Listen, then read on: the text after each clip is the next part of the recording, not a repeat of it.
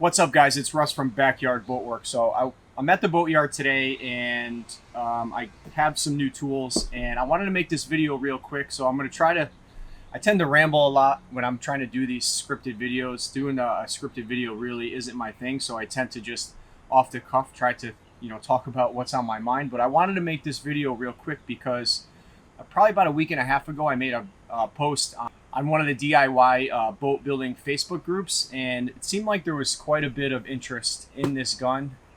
If you're an experienced painter or you're in the marine industry, you probably have some experience with this gun. So this is a 3M Accuspray spray gun kit, but this is the HGP version, and the HGP version is a pressure assisted version of the Accuspray. So they make two. They actually make three. So the first version was just a regular gravity feed type spray gun, like a normal, something like this. The HGP version has air that comes off of the gun and feeds into the cup, so the pressure forces the material out of the gun. So you're not just relying on the gravity to pull the material out of the gun. The actual pressure in the cap or in coming out of the body of the gun into the cup will push the material out. So when you're spraying gel coats and heavy primers and things like that, that's very important because you really can't shoot an unreduced gel coat out of a gun with a 2.0 millimeter tip. You would need to go to at least a 2.5, which I have done. This is not a 2.5.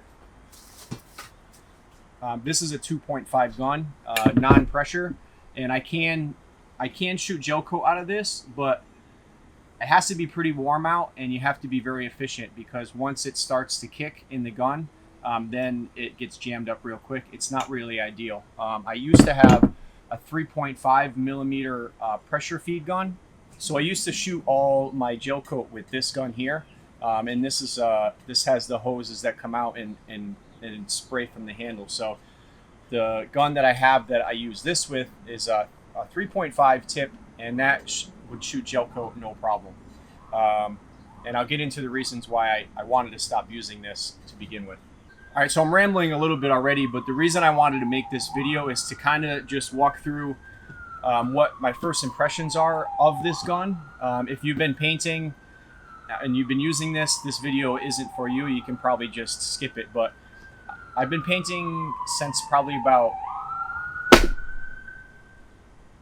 So I've been painting probably since about 1990, 91, 92. So I'm really dating myself about my age. But so I have a lot of experience painting, mostly motorcycles and cars. And I only just recently, maybe about 3 years ago, started spraying boats. But paint's paint. It's all the same chemistry, same equipment, same everything. This gun's a Satajet.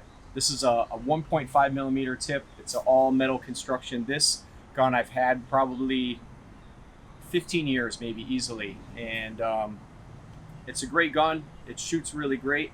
Up until last week, I started to have some issues with it, and I still haven't sorted it out. So I decided to pull the trigger on this. So I'm just going to open it up real quick and kind of give you some of my first impressions with this gun. Now, I did a lot of research before I purchased this, and full disclaimer, 3M has come out with a newer version. It's called the 3M Professional, and it kind of solved a lot of the problems that they had with this gun originally, which I'll talk about here in a second. But I did decide to go with this one for one specific reason, and I'll talk about that in a second. All right, so first impressions of the gun. When you pull it out, there's this warning thing on here, which I'll get into. When you're comparing it to something like this is a full composite.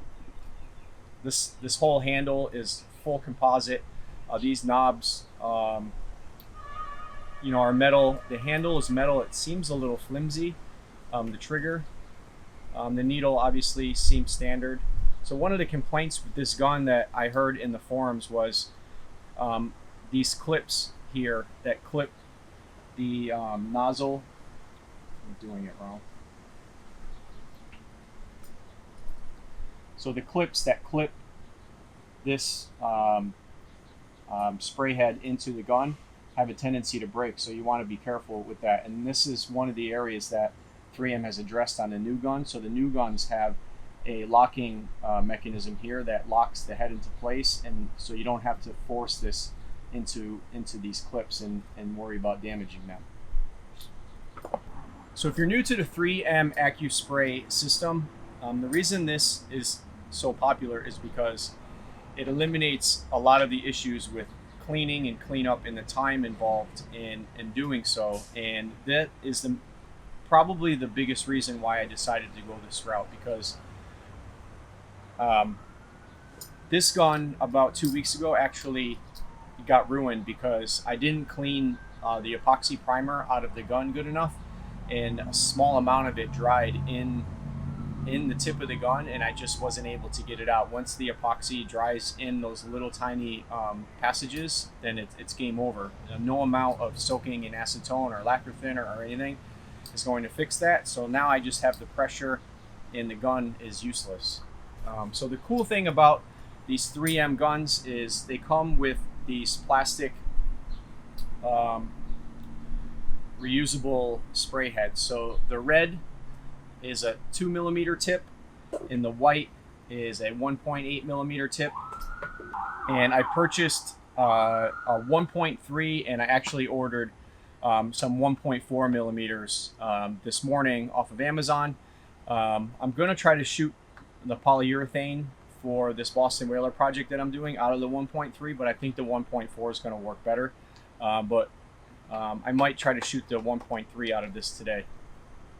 So the one downside with this is these things get expensive. So the average price on these is about $10 to $12 each. I've seen them maybe for like 7 or 8, highly discounted. So I ordered a package of 4 this morning off Amazon, and 4 1.4 tip nozzles was $24. So it's expensive. Now these are intended to be single use. They can be single use, or you can clean them out. So the cool thing about them is they're clear, and you can run some thinner through this. They don't suggest running these through a gun cleaning machine, but I use these. This is a 3M spray gun cleaner, and it's just like WD-40, and you can use this to kind of spray around and clean everything out real good. So I think you could probably get, it depends on what you're spraying. If you're shooting base coat with this, or light or polyurethane, or something thinner, you could probably get quite a few uses out of this. I guess it really depends on how thorough you are with cleaning. But if you're shooting gel coat or heavy epoxy, you might find it difficult to get these cleaned out.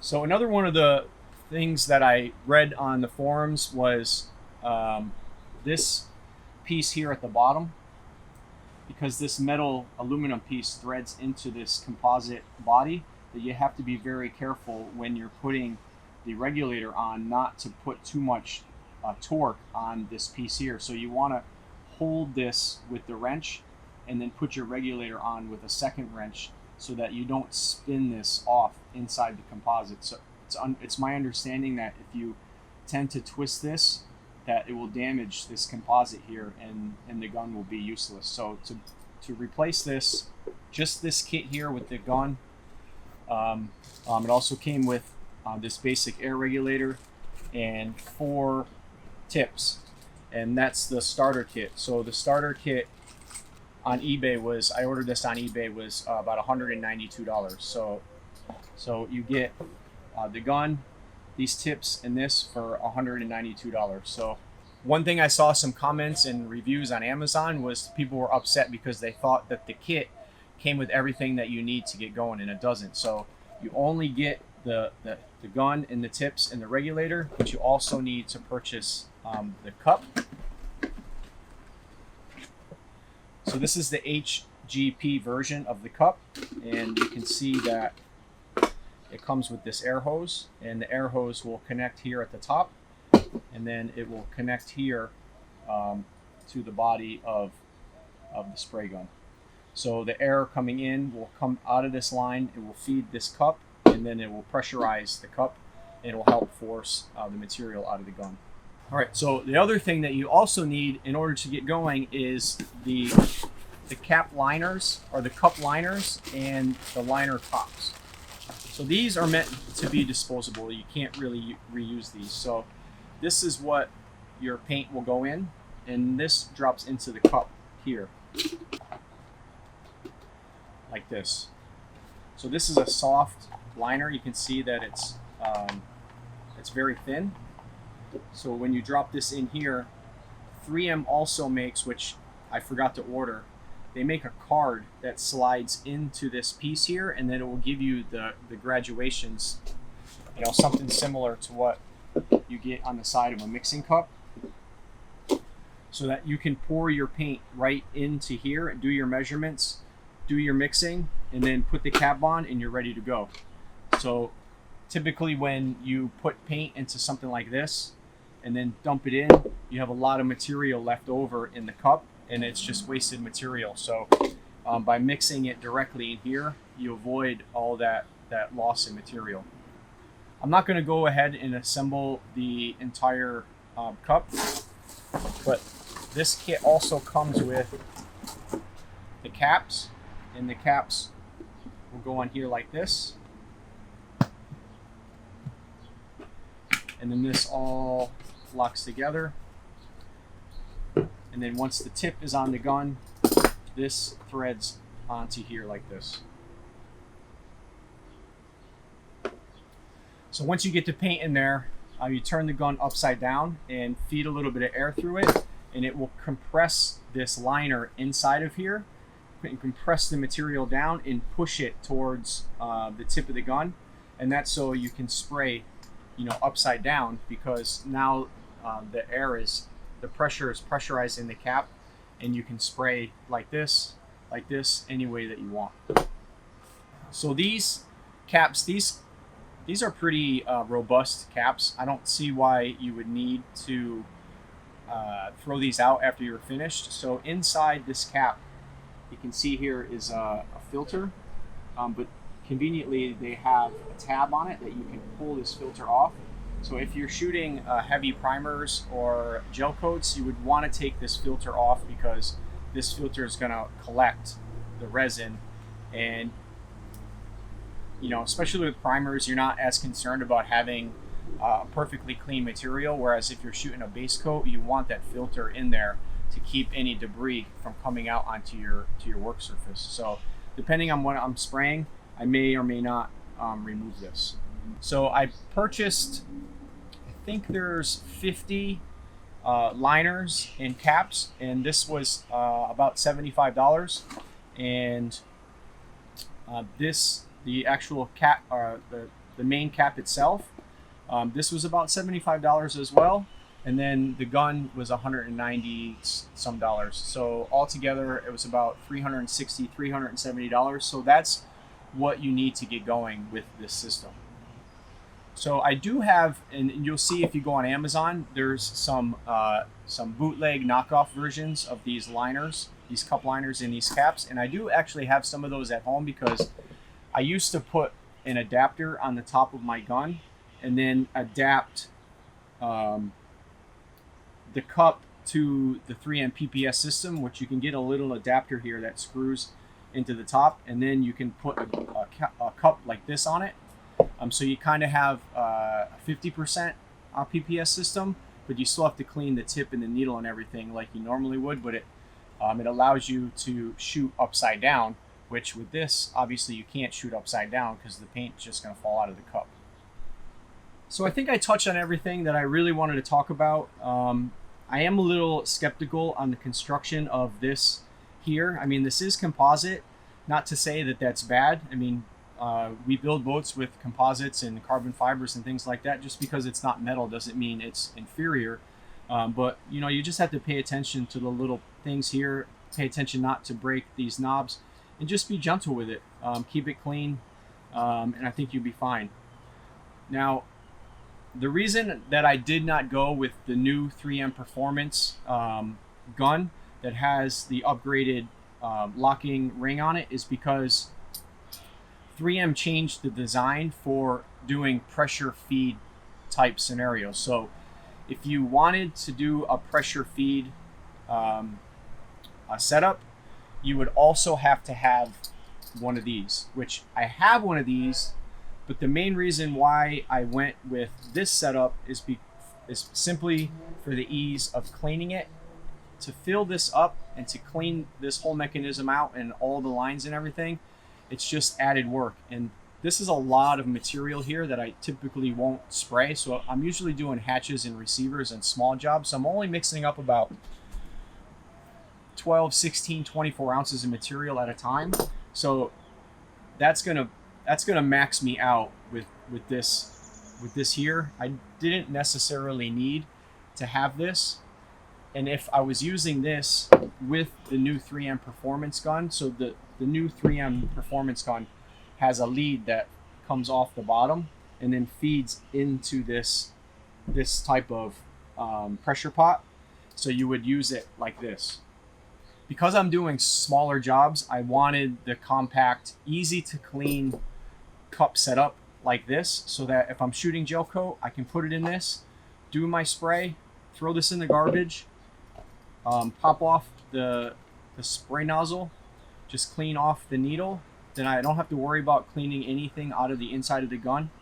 And then I can just decide to dispose of this or clean this out and use it for, you know, future use. I'm probably going to try to clean them out as much as I can until they're, you know, pretty much useless, because at $10 each, it's going to get very expensive. All right, I think I talked about all the things that I wanted to in this video. I know this is probably a little bit longer than I had planned to, but if you're shopping for one of these guns, it's things to consider, and you really have to think about what you're going to be using the gun for the majority of the time. So I will probably shoot base coat, clear coat out of this for some of my, you know, my motorcycle, things like that. I'm also going to I might shoot base coat, clear coat on my engine cowling, because I want to do some graphics, and it's just easier to do that stuff in base clear. So I'll be using the 1.3, the 1.4 tip, but mostly I'm going to be using it for heavy primers and things like that. So I went with this gun because I have a nice compact pressure feed setup, easy to clean. You know, and then when this is worn out, I just throw it out, buy a new one. It's like having a brand new gun. So that's why I decided to go this route. And probably today, actually, maybe tomorrow, I'm going to shoot some white polyurethane on this Boston Whaler project, and maybe I'll do some follow-up videos just to let you know what my feelings are on how it sprayed, how it laid out. But I'm confident it's going to work. I watched a lot of people using them. A lot of professionals are using this gun. So if it's good enough for them, I'm sure it's good enough for me. You know, nothing beats a good old-fashioned fully metal gun, but you know, in this day and age, this is great technology. It's a great way to save solvents. The price of acetone and the price of lacquer thinner now going through the roof, and plus, you know, it's just acetone's an organic solvent, and getting it on you, it's not good, and then breathing it, it's not good. So if you can reduce your exposure to solvents, you're that much better off. All right, so that's it, guys. I know it dragged on a little bit too long. I tend to do that, especially when I'm doing some scripted type stuff. So I appreciate it. If you have any questions about this gun, or you want to see me talk about something else, leave a comment down below, and yeah, I'll try to touch on it. I'll try to respond to every comment, and you can follow me on Instagram at Backyard Boatworks, and you can see me actually putting this whole setup to use. Thanks, guys. See you in the next one.